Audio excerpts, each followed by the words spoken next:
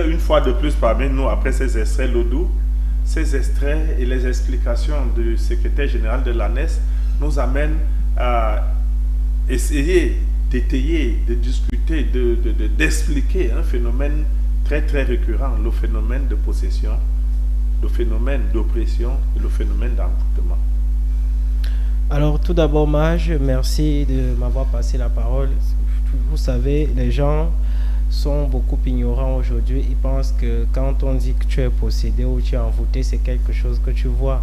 Non, les possessions et les envoûtements, ça se ressent et ça impacte beaucoup dans notre vie quotidienne.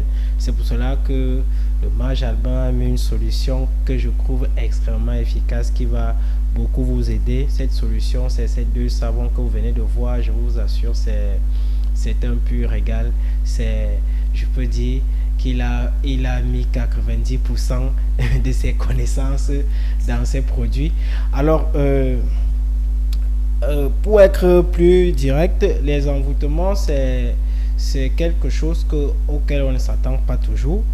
Et on se retrouve parfois envoûté sans savoir qu'on est envoûté. On voit juste comment la vie change, tout devient difficile, les portes qui se ferment, et la stagnation, on n'avance pas, on a les mains liées et tout. En fait, ce sont des choses, des signes.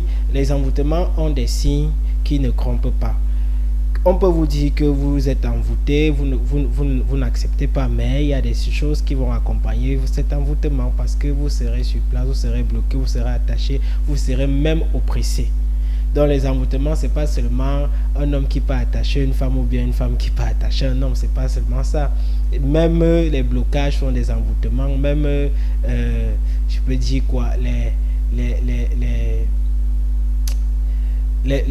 en fait, c'est tellement vaste que je ne sais pas comment je vais détailler tout ça. Donc, comme le disait la publicité tout à l'heure, ce sont des solutions qui ont vraiment été mises sur place pour vous éviter ça. Et je pense que si vous avez une élévation spirituelle, une petite élévation spirituelle, vous allez comprendre que c'est pas de la blague. Alors, Maj, j'ai une question à te poser. Les gens n'arrivent pas à faire la différence entre un savon spirituel et un savon mystique. Vous qui êtes le concepteur du savon, je crois que vous êtes mieux placé pour expliquer aux téléspectateurs c'est quoi un savon spirituel, de quoi est-ce que fait un savon spirituel et c'est quoi un savon mystique. Déjà, le savon